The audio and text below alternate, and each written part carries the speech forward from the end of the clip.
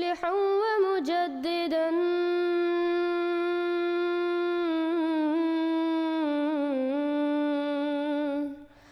فارنوا بنظر طاهر وجناني.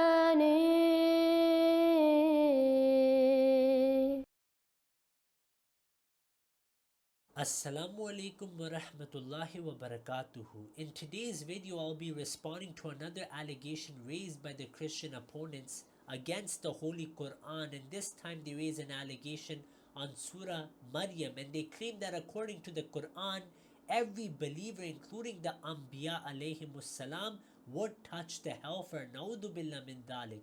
And the ayah they quote is wa im minkum illa wariduha, that there is no one from you except that they would touch it. Now, regarding this verse, there have been many commentators who have misunderstood this ayah, so I think it's best that I first explain the meaning of this verse. Now we start from the Quran itself, which best explains itself, and the Quran is clear that the believers will not be near the hellfire. Allah states in Surah An-Naml, "Man ja'a bil hasanati falahu khayrun minha wa hum min fazain yawmaidhin aminun." That on the day of judgment, those who did good will be recompensed in larger measure than the good they did, and they will be secure against fear of any kind on that day. Then Allah the Almighty states in Surah Zukhruf, "Ya ibadi, O my servants, la khawfun alaykum al-yawma wa la antum tahzanun," that you have no fear on this day, nor shall you grieve. So the Quran is clear that the believers will not be near the hellfire. Next, we go to the commentary of the Prophet Muhammad sallallahu alaihi wasallam. We have a hadith of Sahih Muslim. In this hadith of Sahih Muslim, the Prophet Muhammad sallallahu alaihi wasallam mentioned the blessed people of Bayt Ridwan and how they would not touch the fire. To this, Hazrat Hafsa radiallahu anha recited this very same verse, and the Prophet Muhammad sallallahu alaihi wasallam scolded her. He corrected her by reciting the very next verse, that ثُمَّ نُنَجِّي الَّذِينَ اتَّقَوْا وَنَذَرُ الظَّالِمِينَ فِيهَا جِثِيًّا, that after that Allah would protect those who did good works, and we shall leave the wrongdoers on their knees. Here the word thumma refers to and, meaning those who believe they will be protected from the hellfire in every sense. So we see the Prophet Muhammad sallallahu alaihi wasallam also had this very same commentary that the believers will not touch the hellfire. Now we have answered from the Quran and from the Hadith of the Prophet Muhammad sallallahu alaihi wasallam.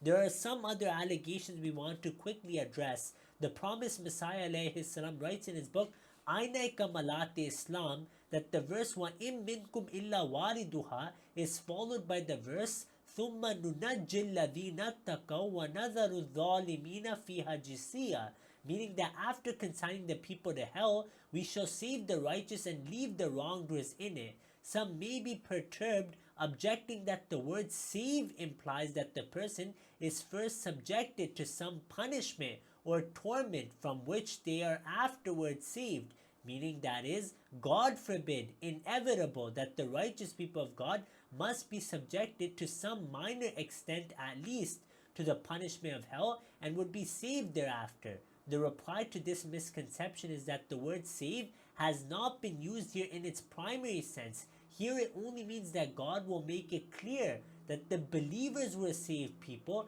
and that they had reached their goal after having been safeguarded from a place of extreme pain and sorrow.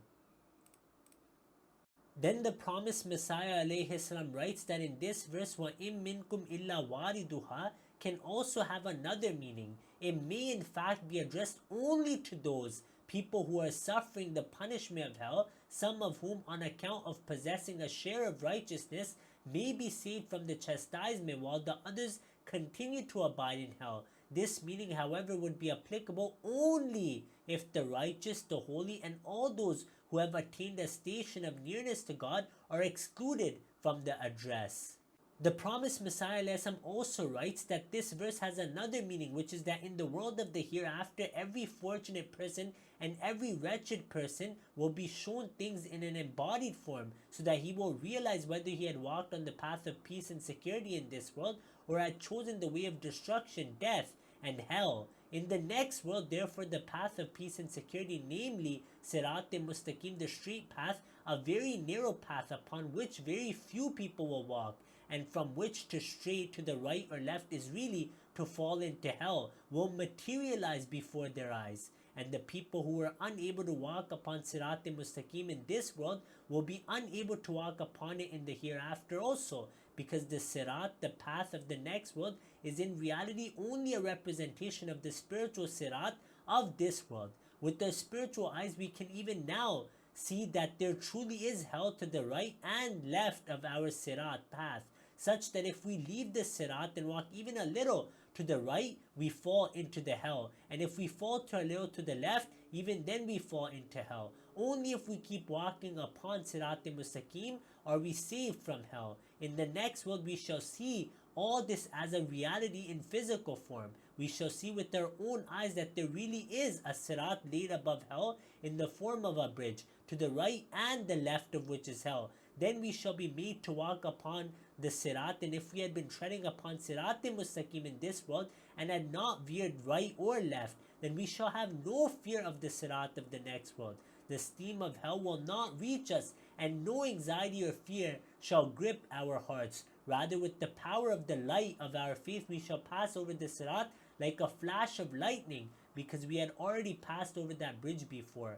Allah mentions in the Quran clearly that the true believers will not touch the hellfire in these verses I've already quoted earlier in this video. There is one last interpretation which is also mentioned in the book Noah's Ark, that the true believers face hell in this world, but the hell would mean trials and difficulties which they overcome with the help of Allah and then are blessed with further rewards. And this is proven from a hadith of Bukhari, in which the Prophet ﷺ stated that fever is from the heat of the hellfire. So these are the true meanings of this verse, and it does not mean that the believers would go to the hellfire. But how about the Christians? Their early scholars have mentioned this, that Jesus, son of Mary, was in hell for 3 days after he came back to life. And this is proven from Peter as well, and the early Christian books mention this. So your own God was in hellfire, so you brothers have no right to speak on this topic.